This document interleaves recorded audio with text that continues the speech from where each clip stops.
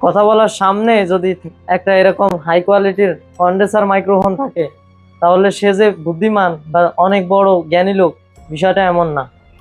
দেখেন, আমি কিছুদিন আগে একটা মেয়ের ভিডিও দেখতেছিলাম, মেয়ে কন্টেন্ট ক্রিয়েটারের। তো সে বলতেছিল, মানে তার কথার পার্সপেক্টিভ আমাকে ধরতে হলো। এর কারণ হচ্ছে, সে বলল যে প্রাচীন যুগে বিয়ের প্রচলন কিভাবে হয়েছে, সে সেটাকে উদাহরণ হিসাবে দেখালো। তো আমরা, বিশেষ করে আমরা ধর্মীয় ভাবে বা অনেক ধর্মীয় ভাবেই সবাই জানে যে বিবাহ বিষয়টা ধার্মিক একটি নীতি, ধর্মীয় নীতি, যা যে নীতি শৃঙ্খল ও শান্তির প্রতীক বলা যায় এক পর্যায়ে, বা দায়িত্বের ক্ষেত্র বলা যায়। তো এই ক্ষেত্রে সে বলে যে এটা প্রাচীন কালে নাকি চাপিয়ে দেওয়া বা এমন কিছু একটা হিসাবে আখ্যায়িত করা হয়েছিল। আপনারা দেখতে পারেন। আপনি যদি মনে করেন যে বিয়ে ভালোবাসা থেকে এসেছে, তাহলে আপনাকে ভুল শেখানো হয়েছে। বিয়ে প্রথম তৈরি হয়েছিল ভালোবাসার জন্য না, বরং কৃষকদের জন্য।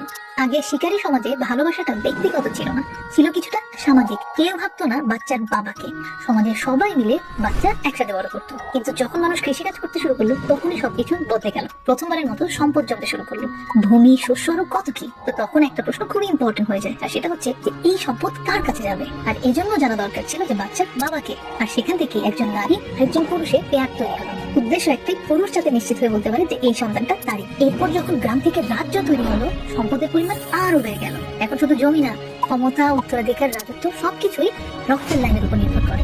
ঠিক এই কারণে বিয়ে হতে থাকলেও রেকর্ড করা সাক্ষীর সামনে, কারণ আপনি রাজা হবেন না প্রজা, এটা ডিপেন্ড করে আপনার বংশের উপর। এরপরে যৌতুক আর পরকে শাস্তি যোগ করা হয়, যাতে বিয়ে ভেঙে না পড়ে আর সন্তানের বাবাকে সেটা নিয়ে প্রশ্ন না ওঠে।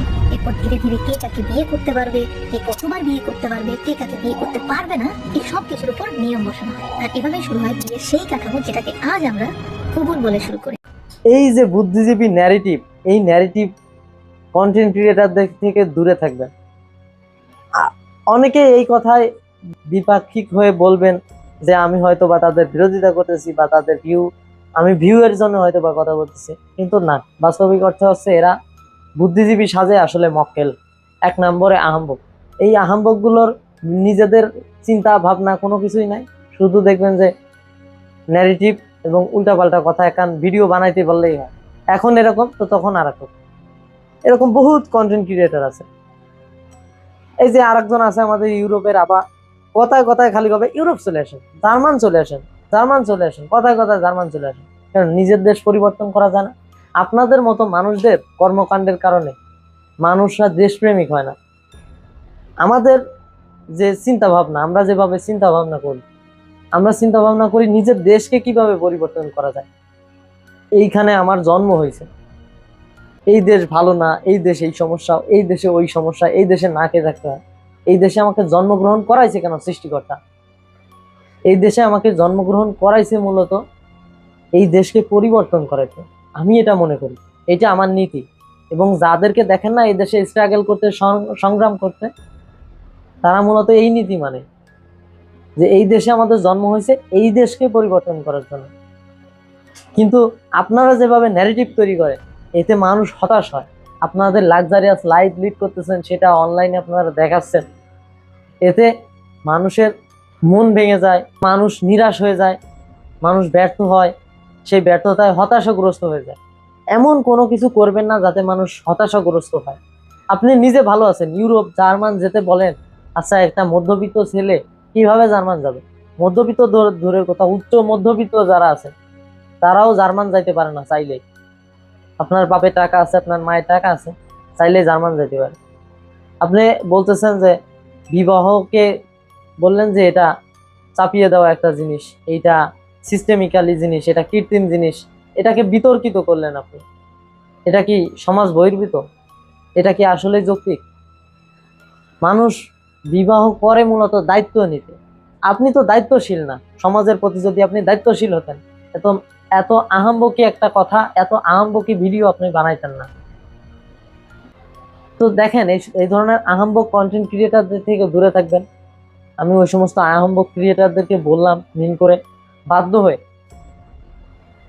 এই যে খালিদ ফারহান আছে, উল্টা পাল্টা, কিছুদিন আগে ওর ভিডিও আমি প্রথম প্রথম একটু দেখার চেষ্টা করতাম, বাট একদিন দেখলাম যে ও মানুষ মুড়ি বিক্রি করা, আচ্ছা মুড়ি বিক্রি করা কি সবার দ্বারা সম্ভব? যার যার জীবনের পার্সপেক্টিভ সে তো তাই করবে। এডুকেটেড সিস্টেমে কখনো কন্টেন্ট হয় না। এখন এখন তো অডিয়েন্স ফ্লগ হয়েছে, হবে তো।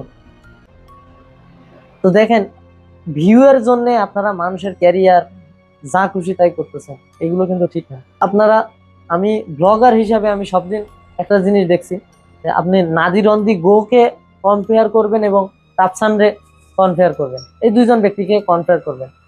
নাদিরন্দি গো, ও কিন্তু সব করে না, ওর ভিডিওতে সব থেকে বেশি অ্যাডভেঞ্চার ও দেখায়, ও জানায় যে এক জায়গায় ঘুরতে কিভাবে যাওয়া যায়, এভাবে ঘুরতে কিভাবে হয়। এবং রাফসানের ভিডিও দেখবেন, ও দেখায় কিভাবে টাকা উড়াইতে।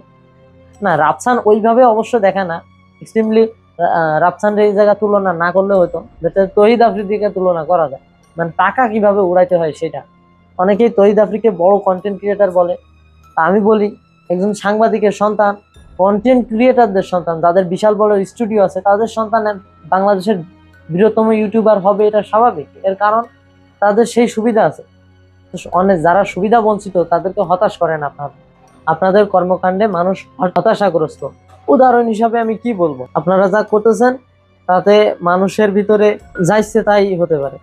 আমি বিশেষ কারণে, বিশেষভাবে, বিশেষ বিষয় বিভিন্নভাবে আমি বোঝানোর চেষ্টা করি মানুষকে। আমার কথাগুলো বা এই চ্যানেলের কথাগুলো একটু ডিপলি হয়, তবে এগুলো গুরুত্বপূর্ণ। আজকে যে বিষয়গুলো বললাম অবশ্যই আমলে নেবেন, মাথায় নেবেন। অবশ্যই ভেবে চিন্তে কন্টেন্ট তৈরি করবেন। দয়া করে মানুষের কল্যাণে ভিডিও বানান, যাতে মানুষ কিছু শিখতে পারে। এমন কোনো উদ্ভট ইতিহাস বলবেন না যে ইতিহাসগুলো আসলে সমাজ বহির্ভূত না, যৌক্তিক না, অযৌক্তিক। থিওরিক্যালি কোনটা থিওরি আর কোনটা যৌক্তিক সেটা আপনাদের জাজমেন্ট করা উচিত। আপনারা কন্টেন্ট ক্রিয়েটার, মানুষের জানাবেন, শিখাবেন, এটাই তো আপনাদের কাজ। এমন কিছু করবেন না যাতে পেশাদারদের ইমেজ নষ্ট হয়। তো ভালো থাকবেন, সুস্থ থাকবেন। আমি আজকের ভিডিওতে বললাম যে ইউটিউব গাইডলাইন কেমন হতে হবে, আপনাদেরকে বললাম একজন কোয়ালিক হিসাবে ছোট, আপনাদের তুলনায় আমি হয়তো বা অনেক ছোট ক্রিয়েটার হতে পারি, তবে আপনাদের মতো করে যদি ভাবতাম তবে এতদিন অনেক বড় কন্টেন্ট ক্রিয়েটারই হতে পারতাম, বিবেকহীন ভাবে যদি কথা বলা সম্ভব হতো।